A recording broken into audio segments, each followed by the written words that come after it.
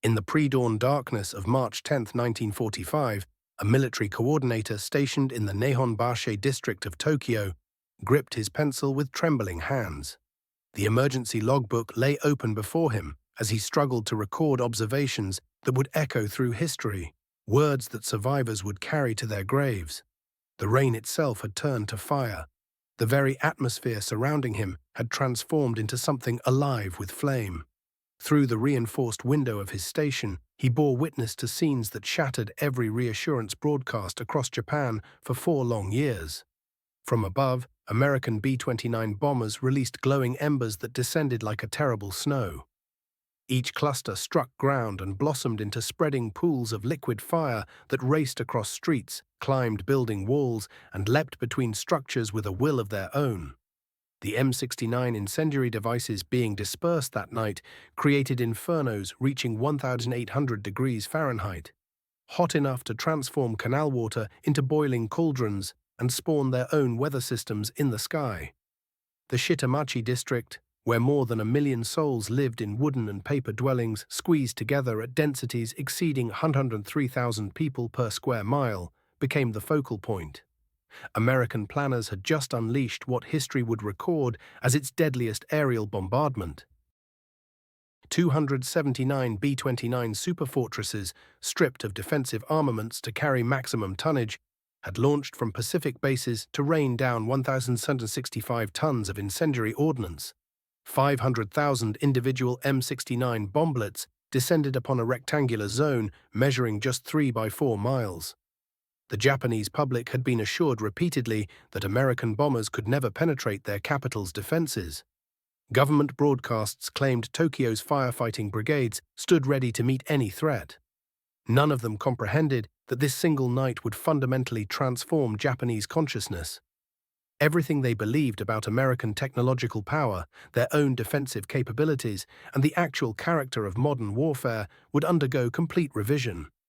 The mathematics of Japan's unraveling weren't being calculated on distant island battlefields, but rather in the molten rivers flowing through Tokyo's streets, in temperatures that reduced human forms to ash in mere seconds, and in production tallies from American factories that would eventually expose the utter futility of continued resistance.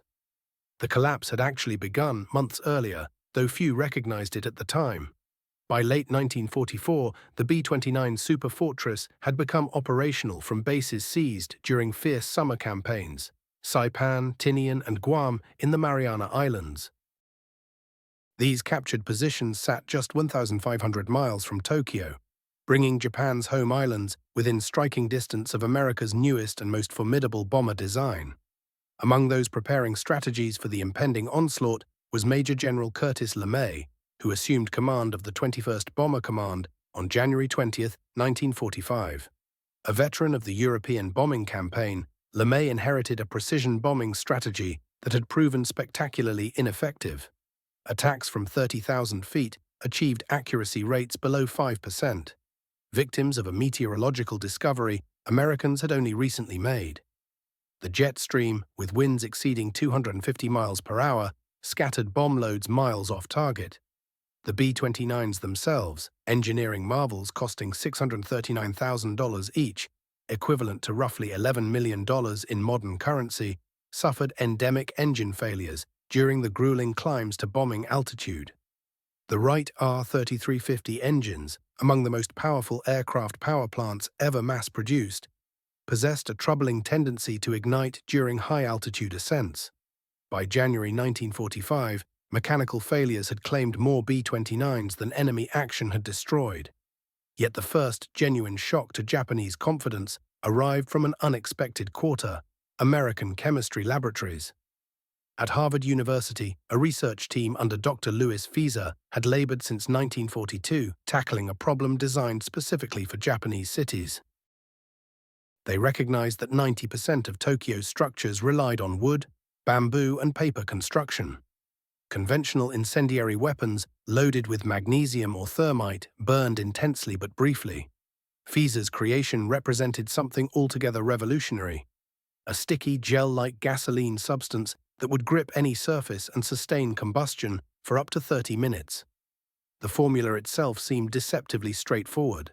aluminum salts of naphthenic and palmitic acids blended with gasoline. Scientists termed the resulting compound napalm, derived from the opening syllables of its chemical components.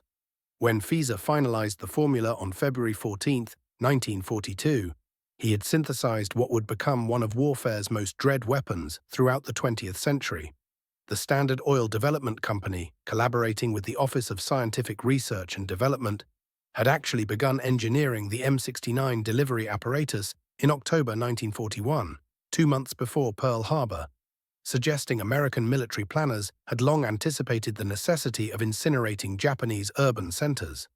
The reality of American destructive capability first became apparent not over Japanese territory, but in Utah's desert expanse. At Dugway Proving Ground, Army engineers had constructed meticulous replicas of Japanese residential neighborhoods, complete with tatami flooring, sliding paper doors, and the precise timber specifications used in Japanese building practices. Erich Mendelsohn, a German Jewish architect and refugee, was retained to guarantee authentic construction details. Tests conducted throughout 1943 generated data that would have profoundly alarmed Japanese military leadership had they possessed it. A solitary M69 cluster, weighing merely 500 pounds, could dependably ignite fires across 2,500 square feet of terrain. The napalm gel would splatter broadly upon impact, propelling burning droplets as far as 100 feet distant. Most critically, water proved powerless against it. The flaming gel simply floated atop water and persisted burning, rendering traditional Japanese firefighting approaches entirely inadequate. Lieutenant Colonel Robert McNamara, serving as a statistical analyst for the Army Air Forces, conducted calculations demonstrating that 68 Japanese cities lay within reach of complete destruction using available B-29 resources. Analysis presented to LeMay in February 1945 illustrated that transitioning from high-altitude precision strikes to low-altitude incendiary campaigns could amplify destruction efficiency by 500%. Japanese military planners, meanwhile, remained dangerously uninformed about these preparations. Colonel Shigeo Nakajima, commanding Tokyo's air defenses, later confessed, "We anticipated the Americans would continue high-altitude daylight precision attacks as they conducted in Europe. Low-altitude nighttime incendiary raids simply weren't contemplated seriously." On February 25, 1945, Tokyo experienced the first substantial incendiary test raid, arriving completely unexpectedly. 231 B-29s deposited 453 tons of incendiary ordnance across a single square mile of the city, obliterating 28,000 buildings and killing approximately 3,000 people. This served essentially as LeMay's experiment, gauging whether Japanese air defense networks could counter low-altitude attacks. Police photographer Kojo Ishikawa, documenting damage the following morning, observed something truly unprecedented. Fires had done far more than simply burn buildings. They had generated their own atmospheric systems. Immense incandescent vortices ascended in numerous locations, he documented, sucking entire city blocks into a churning maelstrom of flame. The Japanese military response betrayed fundamental misunderstandings of the threat. General Masakazu Kowabe, serving as Deputy Chief of Army General Staff, characterized the raid as mere harassment. He promised Emperor Hirohito that Tokyo's 8,000 firefighters, organized into community brigades, could manage any incendiary assault. The government distributed wooden buckets and sand to civilians, organizing regular drills where housewives practiced extinguishing flames with wet cloths. Yet nothing could have prepared them for the intelligence apparatus directing American targeting efforts. Japanese Americans recruited from internment camps assisted in translating captured intelligence documents, pinpointing industrial facilities deliberately hidden throughout residential neighborhoods.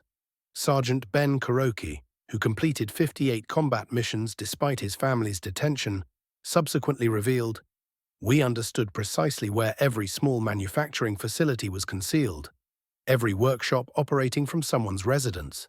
Japanese dispersal strategies, intended to provide protection, instead supplied LeMay justification for incinerating entire metropolitan areas. On March 9, 1945, at 5:35 p.m., the initial B-29, christened Dinky's Doti, commenced its takeoff roll from Guam's North Field. Within the following 2 hours and 45 minutes, 325 superfortresses launched from 3 separate island bases, Guam, Saipan, and Tinian, converging on Tokyo in what represented the largest coordinated raid ever assembled. LeMay had implemented 3 radical modifications that fundamentally reshaped the operation. First, all defensive weaponry except tailgun positions underwent removal, along with their crews and ammunition. Second, bombers would assault at night between 5,000 and 7,000 feet altitude, beneath effective radar engagement and heavy anti-aircraft gun range. Third, each aircraft carried 40 cluster munitions containing 1,520 individual M69 incendiary bomblets, double their standard payload capacity. The Pathfinder aircraft arriving above Tokyo at 12:08 a.m. on March 10th marked the target zone with napalm bombs arranged in a massive flaming X pattern. The main bomber stream followed sequentially, deploying incendiaries in deliberate geometric formation, calculated to establish an encircling perimeter of fire that would contain residents within its boundaries. Tail Gunner Sergeant James Krantz observed the initial impacts. Initially, the descending ordnance resembled silver snow falling through darkness. Then each detonated into a fire pool roughly 10 feet across. Within minutes, thousands of these individual fires amalgamated into streaming rivers of flame pouring through avenues. Wind conditions, gusting between 45 and 67 miles per hour from the southwest, proved catastrophic for Tokyo's population. These ambient winds, combined with superheated air rising from the flames, produced what aircrew described as solid sheets of fire ascending 300 feet skyward. As bomber formations traversed Tokyo Bay, their crews witnessed phenomena that defied conventional physics comprehension. The fires were generating their own meteorological system, what scientists would subsequently identify as a firestorm phenomenon. Superheated air climbed with such violence it generated hurricane-force winds at street level, extracting oxygen from underground shelters while feeding flames with continuous fresh supplies. B-29 pilot Robert Morgan, previously flying the legendary Memphis Belle across European skies, recorded his observations. At our altitude, the thermal updrafts possessed such force they tossed our 140,000-pound aircraft like kindling. Turbulence exceeded anything experienced from German anti-aircraft barrages. The target sector, encompassing the Shitamachi district, held not just densely populated residential zones, but thousands of small manufacturing workshops producing components feeding Japan's war effort. The government had deliberately dispersed production following the 1942 Doolittle raid, supposing this tactic would shield facilities from American bombing. Paradoxically, this very dispersion granted LeMay the strategic rationale for attacking entire residential neighborhoods. Radio operator Staff Sergeant Carl Barthold monitored Japanese civilian defense frequencies throughout the attack. Initial transmissions conveyed organized coordination between firefighting units responding to developing situations. Within 30 minutes, communications transformed into chaos, then screaming, then absolute silence. Radio stations progressively went dead. The firestorm's intensity surpassed all anticipatory calculations. Temperatures in the conflagration's heart reached 1,800 degrees Fahrenheit, sufficient to melt glass and aluminum. The Sumida River, where residents desperately sought refuge, commenced boiling. Asphalt surfaces liquefied, immobilizing those attempting escape. By 2:30 a.m., 2.5 hours into the bombardment, destruction magnitude had achieved proportions that shattered Japanese comprehension of warfare's nature. Police documentation recovered later revealed evacuation coordination efforts that exposed profound preparedness inadequacy. One district commander reported, "We trained extensively for conventional fires progressing structure to structure." This differed entirely. Fire manifested everywhere simultaneously. It descended from above, streamed through streets resembling water, vaulted across fire breaks we deemed impassable. The most psychologically devastating phenomenon stemmed from M69 bomblet behavior. Upon striking surfaces, each dispersed burning napalm as far as 100 feet horizontally, coating everything with adhesive fire that water rendered powerless against. Firefighters watched helplessly as water streams merely dispersed the burning gel further. Dr. Kubota Shigenori, leading a rescue operation, documented observations that contradicted fundamental physics principles as Japanese understood them. Heat intensity reached levels where individuals ignited spontaneously without direct flame contact. Clothing would suddenly combust from radiant heat alone. We observed families convinced they had attained safety, only to ignite spontaneously 50 meters distant from the primary flame zone. Meanwhile, American bomber crews underwent their own awakening. Bombardier Lieutenant John Sauer observed his instruments carefully. The thermal column's power registered unmistakably on our altimeter. Despite maintaining 5,000 feet, thermal forces elevated us toward 7,000, even 8,000 feet. The entire metropolis functioned as a blast furnace. As sunrise broke across March 10th, destruction's scale exceeded any rational comprehension. Reconnaissance photographs captured by F-13 photographic reconnaissance variants of B-29s revealed 15.8 square miles of Tokyo completely incinerated.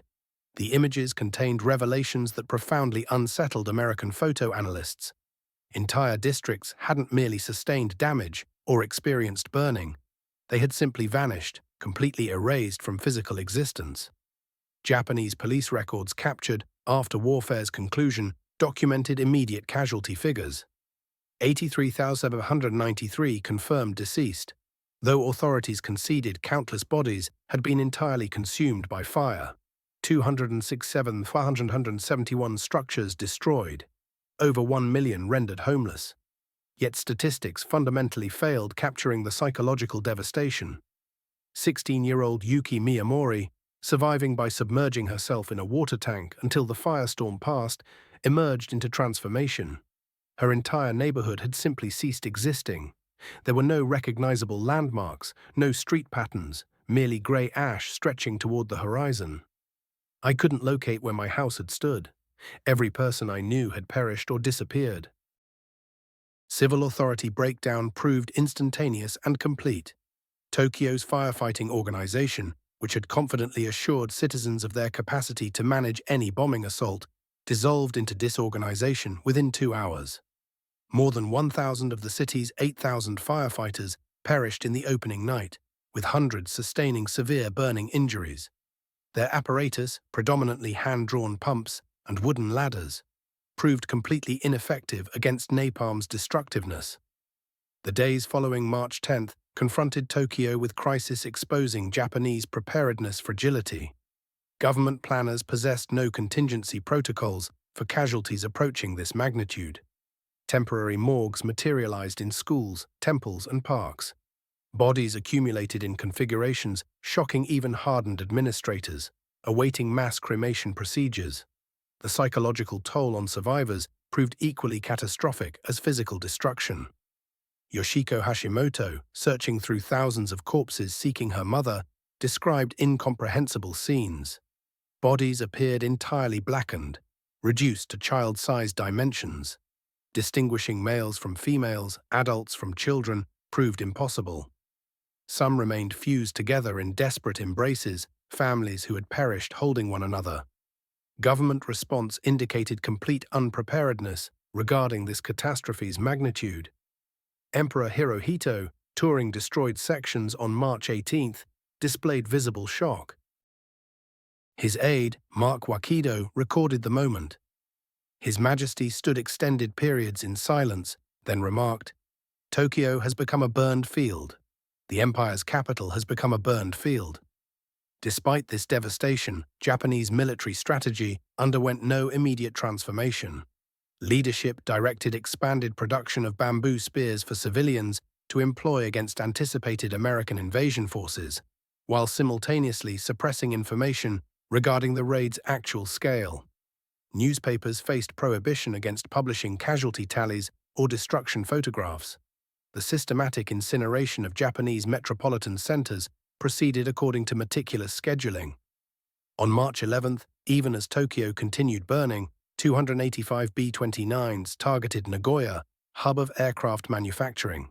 The Mitsubishi engine facility, producing 40% of Japan's aircraft power plants, sustained direct impacts from 1,938 tons of incendiary payloads. Factory worker Tanaka Hideyoshi observed from surrounding hillsides as his workplace transformed into devastation. The Americans released fire in geometric patterns, resembling farmers planting rice fields. Each bomb produced a square of flames, and adjacent squares merged into an ocean of fire. Facilities requiring years for construction vanished within 20 minutes. The campaign's industrial logic proved ruthlessly systematic. Osaka, Japan's second-largest metropolitan center and textile production epicenter, received bombardment from 274 B-29s on March 13th. The assault obliterated 8.1 square miles, eliminating 134 war production facilities. Kobe, functioning as a premier shipping hub and shipbuilding center, sustained destruction of 7 square miles on March 16th, including the Kawasaki submarine construction yards and aircraft manufacturing operations. American target precision revealed intelligence networks operating at scales Japanese hadn't conceived possible: small workshops concealed within residential blocks, unmarked industrial facilities occupying converted schools, individual homes where families assembled aircraft components. All faced systematic destruction through calculated accuracy. When American forces occupied Japan in September 1945, they uncovered evidence that transformed understanding of the war's final chapter. Intelligence operations of breathtaking scope had guided every bomb, every raid, every calculation. For 2 years, analysts in Washington had pored over pre-war insurance documents, tourist brochures, and business records, mapping Japan's industrial skeleton with meticulous precision. They knew where factories stood, how neighborhoods were constructed, which materials would burn fastest. Japanese-American linguists, recruited from internment camps where their own families were imprisoned, translated captured documents that revealed where production had relocated, pieced together intelligence from soldiers' diaries mentioning sisters working in hidden aircraft shops. Every fragment of information fed into target folders that grew thicker with each passing month. The Office of Strategic Services maintained agents in neutral countries, tracking Japanese production through shipping manifests and trade documents. Swedish businessman Vida Bagge, secretly serving American intelligence, provided detailed reports on synthetic oil production that guided which factories would burn first. Most remarkably, American codebreakers read Japanese military communications throughout the entire campaign. They knew which cities retained functioning air defenses, where night fighters were stationed, when fuel shortages grounded interceptors. This knowledge allowed bombers to thread around defensive positions and strike when Japanese fighters couldn't respond. Meteorology became a weapon as formidable as the incendiaries themselves. American weather officers discovered they could predict the exact conditions that would spawn firestorms: low humidity, high winds, clear skies working together in terrible harmony. They timed raids to coincide with weather patterns that would transform individual fires into single massive conflagrations, consuming everything. The March 10th Tokyo raid succeeded partly because meteorologists predicted the strong southwestern winds that would drive the firestorm across the city with unstoppable force. Captain Robert Nelson, chief weather officer for the 21st Bomber Command, later explained their approach with chilling clarity. They knew those winds would turn separate fires into one massive blaze, understanding they had literally weaponized the weather itself. Japanese authorities, lacking sophisticated meteorological services, maintained identical civil defense procedures regardless of conditions, never comprehending that certain weather patterns made firefighting physically impossible. The Americans even manipulated Japanese perception of danger itself. They conducted nuisance raids during poor weather, exhausting defenders with false alerts during storms. Then, when perfect firestorm conditions finally arrived, defenses were already worn down from days of unnecessary vigilance. By July 1945, the firebombing campaign had accomplished its fundamental objective: complete collapse of civilian morale and industrial capacity. Secret police reports intercepted after the war showed only 32% of civilians believed Japan could achieve anything resembling victory. War production had plummeted to 15% of 1944 levels. More than 8.5 million people were homeless, sheltering in makeshift structures or fleeing toward countryside that itself was burning. The nuclear attacks on Hiroshima and Nagasaki, shocking in their scientific novelty, ultimately killed fewer people than the conventional bombing campaign had destroyed. Hiroshima's death toll reached 146,000, Nagasaki's 80,000, together less than the 330,000 to 900,000 killed by fire and conventional weapons. Yet the combination mattered profoundly. The demonstration that America possessed both unlimited conventional destructive capacity and revolutionary new weapons finally convinced Emperor Hirohito that resistance had become meaningless. In his August 15th surrender broadcast, Hirohito specifically referenced a new and most cruel bomb. Privately, however, his thinking had been shaped most powerfully by the systematic incineration of Japanese cities. According to Lord Privy Seal Marquis Kido's diary, Hirohito reflected that American firebombing had demonstrated they could destroy Japan completely without ever invading. The atomic bomb simply accelerated the process. The B-29 campaign represented the largest industrial undertaking in history to that moment. The program cost $3 billion, equivalent to $50 billion in modern currency, exceeding even the Manhattan Project's expenses. Boeing, Bell, Martin, and Fisher constructed 3,170 B-29s across 4 massive plants. Each bomber contained 55,000 manufactured parts, plus 8,000 additional purchased items. Each single aircraft required 2,000 engineering drawings and 100,000 hours of labor to construct. The Wright R-3350 engines, despite their notorious problems, represented the pinnacle of piston engine technology, 18 cylinders producing 2,200 horsepower each, giving the B-29 a range of 3,250 miles while carrying 20,000 pounds of bombs. The logistical achievement matched the industrial miracle. Building airfields on Saipan, Tinian, and Guam required moving 11 million cubic yards of earth and coral. Northfield on Tinian became the world's largest airport, with 6,800-foot runways handling 269 B-29s simultaneously. Engineers installed 15,000 miles of communications wire and constructed fuel farms holding 16 million gallons of aviation gasoline. This infrastructure, materializing in the middle of the Pacific while combat still raged, demonstrated American capabilities that transcended Japanese military comprehension.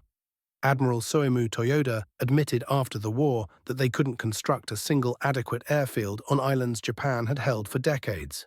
The Americans, fighting actively on captured islands, built dozens of first-rate airfields while simultaneously conducting massive bombing campaigns.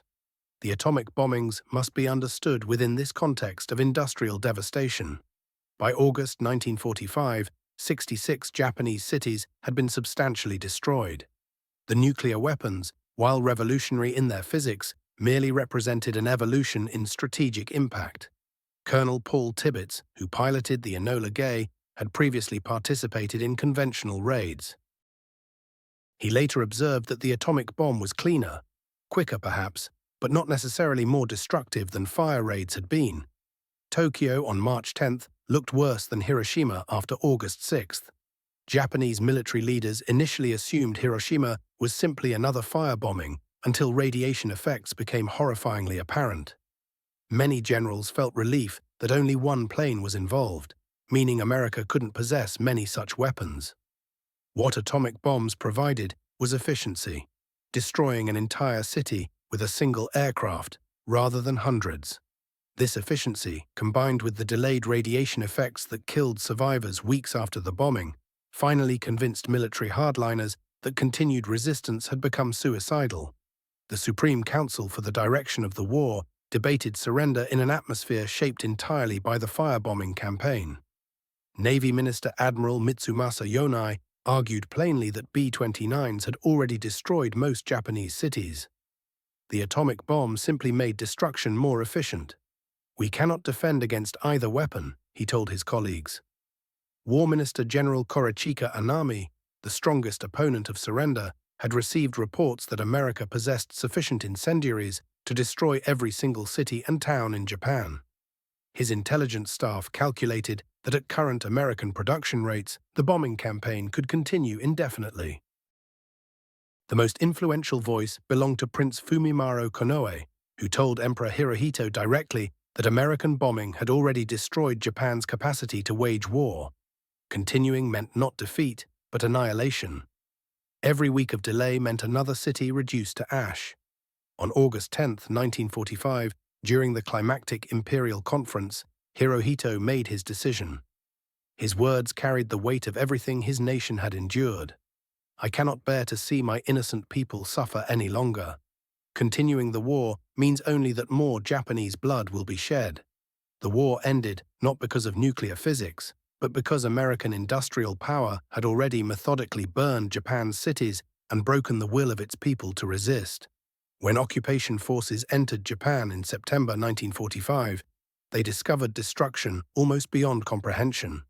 General Douglas MacArthur's staff found that 40% of Japan's urban area had been obliterated. In the 66 targeted cities alone, 2.5 million buildings had been razed to the ground. Industrial production had fallen to less than 10% of capacity. The human toll became clearer through Japanese municipal records. Official counts listed 330,000 dead from conventional bombing, but city records suggested actual deaths ranged between 500,000 and 900,000.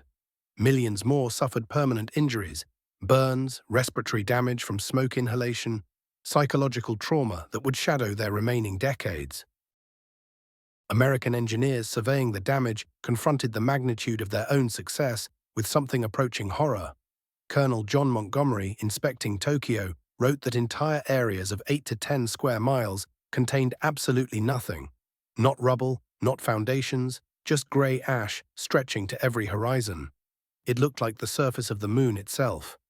The United States Strategic Bombing Survey, conducted immediately after surrender, concluded that Japan would have surrendered by November 1945 based solely on the conventional bombing campaign and naval blockade, without atomic bombs or invasion.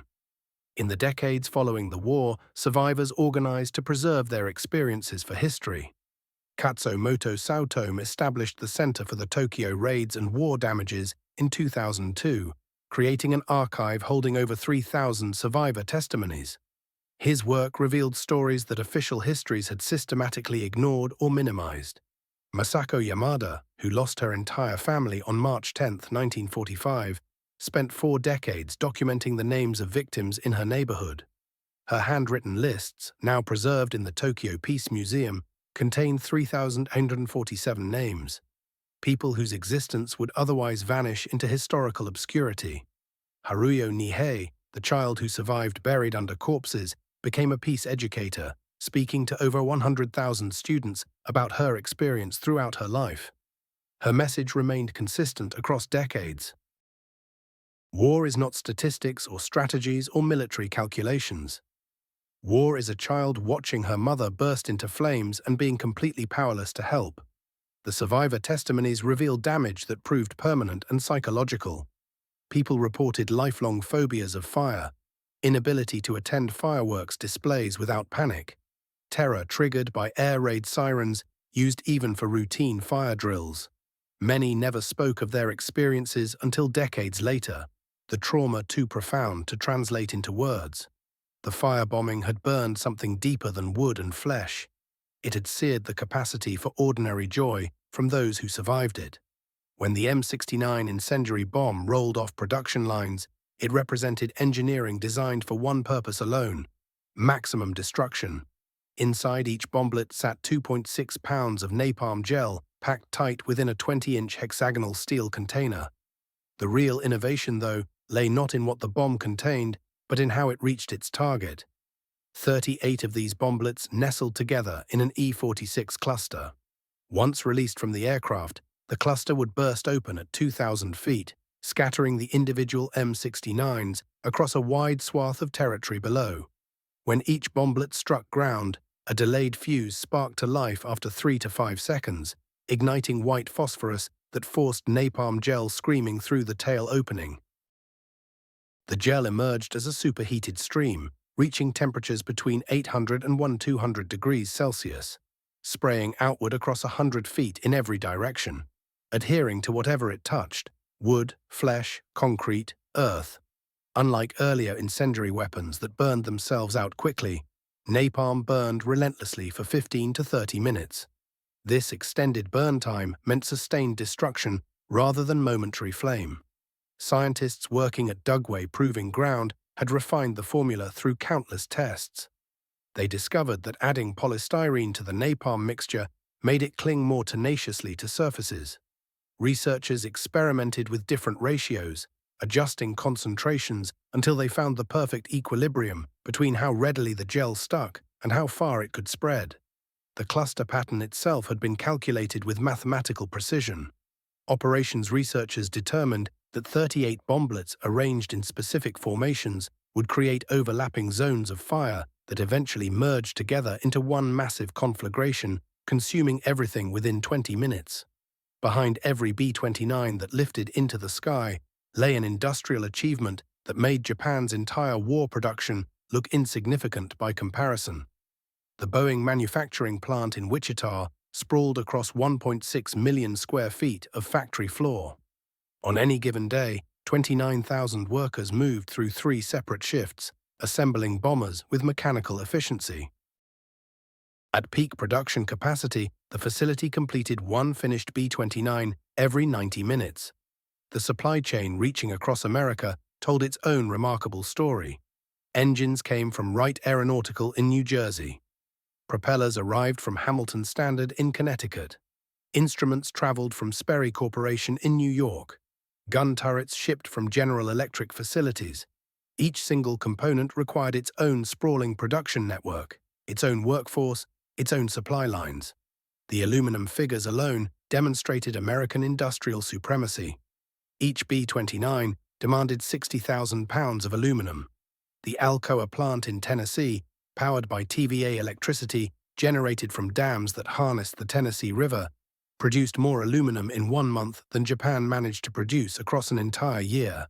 The electricity required just for aluminum production exceeded everything Japan's national power generation could possibly achieve. The nation simply couldn't compete with the scale of American capability. Matching the industrial effort was an equally vast training operation. By 1945, America was producing 1,000 trained B-29 crew members every single month, rotating them through training bases scattered across Kansas, Nebraska, and New Mexico. Each crew member spent 6 months in intensive preparation, logging 400 hours of actual flight time before boarding transport aircraft bound for the Pacific Theater. The pipeline seemed inexhaustible. The firebombing campaign fundamentally transformed strategic bombing doctrine. Previous military theories, developed by Italian General Giulio Douhet and American General Billy Mitchell, had stressed precision attacks against specific industrial targets. The campaign proved something different worked better. Destroying entire city areas proved more effective than precision strikes, particularly when fighting an enemy whose industries were dispersed throughout urban centers rather than concentrated in isolated facilities.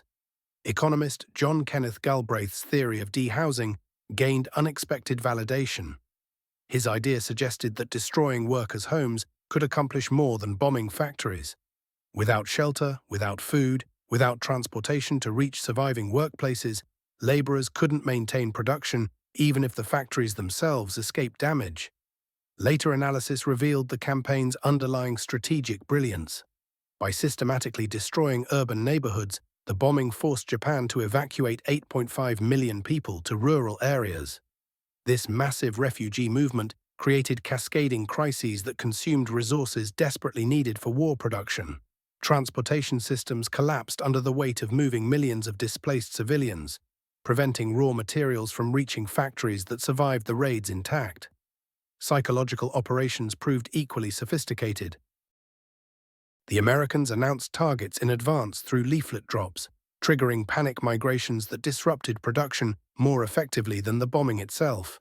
Workers fled threatened cities, abandoning their posts days before raids even occurred, creating workforce chaos that bombing alone couldn't achieve. General Curtis LeMay's decision to revolutionize bombing tactics represented one of warfare's most consequential command decisions. On March 7, 1945, he made the choice entirely unilaterally, not even informing his superior General Henry Arnold until after the first raid had already launched. Years later, LeMay reflected on that moment.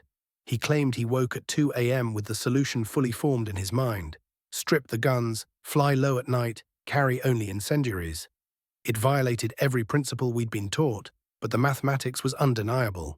We could destroy Japan's cities completely, or we could fail trying to hit specific targets. There existed no middle ground. The personal stakes weighed heavily. LeMay fully expected court-martial if the raid went wrong. He personally briefed every crew, explaining directly that he was ordering them to fly defenseless into enemy territory over Japan's capital itself. "If it doesn't work, send me home in chains," he told his staff. Success vindicated his judgment entirely.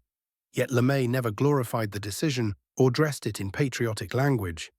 In his memoirs, he wrote with stark honesty, "We knew we were going to kill a lot of women and kids, but if the war had continued, millions more would have died attempting an invasion. It was simple arithmetic, horrible, necessary arithmetic." The firebombing fundamentally altered Japanese culture and society in ways that persisted for generations.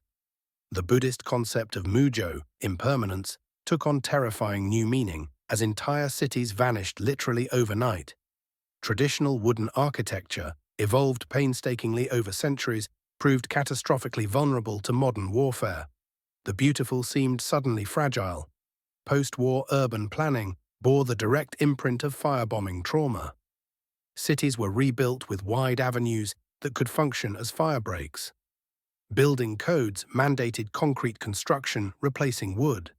Parks were deliberately designed as open spaces where people might flee during future emergencies. Modern Tokyo's seemingly random layout of plazas and green spaces directly traces back to firebombing experience. The layout wasn't random at all, but carefully planned insurance against another conflagration. The Japanese language itself transformed. New vocabulary entered common usage, words born from catastrophe. Napamudan, napalm bomb. Shodan, incendiary bomb. Higai sha, bombing victim. The phrase yakinohara, burned field, became synonymous with total destruction, entering the emotional vocabulary of national trauma. Literature and cinema spent decades grappling with the experience.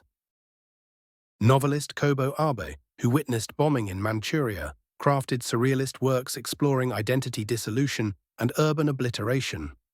Director Akira Kurosawa frequently featured fire as destructive force in his post-war films, reflecting profound national trauma embedded in his consciousness. The legal status of the firebombing campaign remains hotly debated among international law scholars. The 1907 Hague Convention prohibited bombing undefended cities, but Japan's urban centers contained military installations and air defenses, technically classifying them as legitimate targets under wartime rules. The principle of proportionality, requiring that civilian casualties not be excessive relative to military advantage, remained poorly defined in 1945. American planners justified area bombing by arguing that destroying dispersed war industries throughout cities warranted targeting entire urban areas. Critics countered that deliberately engineering firestorms to maximize civilian casualties violated the laws of war regardless of military rationale. Robert McNamara, who worked as a statistical analyst helping plan the campaign, reflected decades later with uncomfortable clarity. LeMay said if we'd lost the war, we'd all have been prosecuted as war criminals. And I think he's right. We were behaving as war criminals. But what makes it immoral if you lose and not immoral if you win? The Nuremberg and Tokyo trials established precedents for prosecuting war crimes, yet pointedly declined to address Allied bombing campaigns. The 1949 Geneva Conventions attempted to clarify civilian protections, largely responding to World War II's area bombing campaigns. How the firebombing is remembered remains contested between Japan and America. In Japan, the raids are memorialized as victimization. Peace museums in Tokyo, Osaka, and other cities display melted artifacts and survivor testimonies. March 10th is observed as Tokyo Peace Day, a national remembrance. American collective memory largely forgot the firebombing, overshadowed by the atomic bomb's dramatic singularity and apocalyptic imagery. Military histories emphasize the campaign's strategic success in ending the war without invasion. The moral questions that tormented McNamara rarely surface in public discourse. Survivors like Katsumoto Saitomi advocated for recognition. arguing firebombing victims deserved the same acknowledgement as atomic bomb survivors. The Japanese government long resisted, unwilling to complicate its victim narrative or jeopardize its American alliance. Recent scholarship attempts balanced assessment. Richard Frank's downfall argues bombing saved millions by preventing invasion. Mark Selden's The Firebombings of Tokyo and Japan emphasizes deliberate civilian targeting. The debate continues without resolution. The campaign's technological innovations influenced warfare for generations.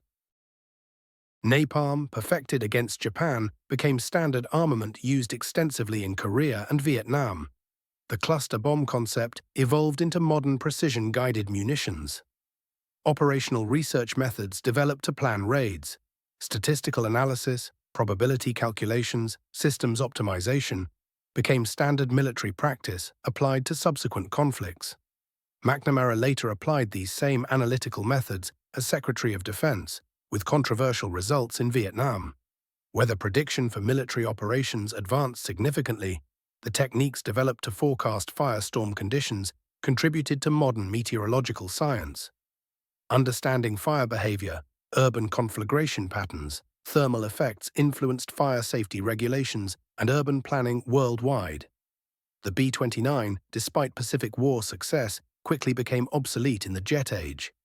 Yet the industrial mobilization required to produce it demonstrated American technological achievement capacity, establishing foundations for the aerospace industry and space program. Final casualty figures from the firebombing campaign remain disputed. The United States Strategic Bombing Survey documented 330,000 dead and 476,000 injured from conventional bombing. Japanese government statistics suggested 500,000 dead. Some historians estimate up to 900,000 deaths, including delayed mortality from burns, smoke inhalation, disease, and complications. Beyond deaths, the campaign displaced 8.5 million people, representing 30% of Japan's urban population. 2.5 million buildings were destroyed. Economic losses exceeded 25% of national wealth. Industrial production collapsed to 10% of capacity. The psychological toll proved immeasurable. Dr. Masahiro Yamamoto's post-war study, following 10,000 survivors, found 73% suffered chronic anxiety. 61% reported recurring nightmares, and 44% exhibited symptoms of what would now be diagnosed as post-traumatic stress disorder. These traumas passed through generations via family dynamics and cultural memory. Medical consequences persisted for decades. Survivors showed elevated respiratory disease rates from smoke inhalation, chronic pain from burn injuries, increased cancer incidence possibly connected to toxic exposures. The Japanese government provided no comprehensive medical care for firebombing survivors, unlike atomic bomb victims who received special medical benefits and government recognition. Curtis LeMay never apologized for the firebombing, but acknowledged its moral weight. In his autobiography, he wrote, "Every soldier thinks something of the moral aspects of what he is doing. But all war is immoral, and if you let that bother you, you're not a good soldier." His deputy, Brigadier General Thomas Power, proved more reflective. "We killed more Japanese civilians in firebombing than died in Hiroshima and Nagasaki combined. We knew what we were doing. The idea was to kill enough people that Japan would surrender. It worked, but at what cost to our humanity?" Japanese perspectives evolved across decades. Initially, survivors focused on victimization narratives. Later, some acknowledged Japan's own aggression had invited retaliation. Katsumoto Saitomi argued for universal lessons. The firebombing shows what modern war means: the complete destruction of civilian society. This is why we must never have another war. American airmen who participated showed varying responses. Some maintained bombing was necessary to end the war. Others struggled with persistent guilt. Tail gunner Joseph Majeski never spoke of his missions until approaching death. "I saw the fires we set. I knew people were dying down there, women, kids. You do what you have to in war, but it stays with you forever." The firebombing of Japan represented strategic bombing theory's culmination, industrial warfare's apex, and technological innovation's dark application. In 9 months, American forces dropped 158,000 tons of bombs, destroying 175 square miles across 66 cities. The campaign killed more Japanese civilians than 2 years of ground combat throughout the Pacific. Success resulted from meticulous planning, overwhelming industrial capacity, radical tactical innovation. LeMay's decision to strip defensive weapons, fly at low altitude at night, doubled bombing effectiveness overnight. Development of napalm created a weapon perfectly suited to Japan's wooden cities, yet success demanded deliberately targeting civilians. The dispersal of Japanese industry provided rationale, though not moral justification, for incinerating entire residential districts. Campaign architects knew they were killing non-combatants en masse, and proceeded anyway, calculating civilian deaths would force surrender. Survivors' testimonies humanized statistics, numbering beyond comprehension. Haru Yonihei pulled from beneath corpses. Yoshiko Hashimoto discovering her mother's charred remains. Katsumoto Saitomi running through seas of flame. These accounts preserved industrial warfare's reality, not abstract strategy, but children watching parents burn alive. Modern Tokyo bears hidden scars from firebombing. Parks and wide boulevards mark former fire zones. Memorials list neighborhood names that vanished completely. Elderly survivors still flinch at sirens, avoid grilled food, fear approaching sunsets. The trauma embedded itself in Japanese culture, shaping post-war pacifism and alliance with former enemies. Strategic success, forcing surrender without invasion, must weigh against moral costs. The campaign proved area bombing could destroy nations, but raised questions about warfare's limits. McNamara's admission decades later that we were behaving as war criminals reflects unresolved tensions between military necessity and human morality. The firebombing campaign stands as history's most destructive conventional weapons application against cities. It demonstrated both American industrial might and warfare's descent into calculated massacre. The fires consuming Japanese cities burned away illusions about modern warfare's true nature. Not conflict between armies, but systematic destruction of entire societies. Japan never expected American napalm to make rain itself catch fire, create temperatures boiling rivers, generate weather systems producing cyclonic winds. Fires consuming oxygen from underground shelters. They prepared for conventional war and faced instead complete erasure by an enemy whose industrial capacity exceeded comprehension. The legacy remains contentious. Moral questions persist unanswered, but survivor voices preserved through decades of testimony ensure human costs won't be forgotten. As Katsumoto Saitomi wrote before his death, "I tell these stories not for sympathy, but for warning. This is what war becomes when technology serves destruction. May humanity never again unleash such fires." The numbers tell one story: 330,000 to 900,000 dead, 66 cities destroyed, 8.5 million homeless. The testimonies tell another: children becoming orphans in seconds, families vanishing in flames, entire neighborhoods erased from existence. Together they document the moment warfare crossed into something new and terrible. The capability to destroy entire civilizations, reducing centuries of culture to ash in a single night. That capability, first demonstrated over Tokyo on March 10, 1945, forever changed warfare's nature and humanity's capacity for destruction. The fires that consumed Japan's cities lit the way toward our nuclear age, where entire nations exist one decision away from annihilation. The Japanese witnessed their assumptions destroyed by overwhelming fire. Fire that fell like rain, flowed like water, consuming everything it touched until entire cities simply ceased to exist.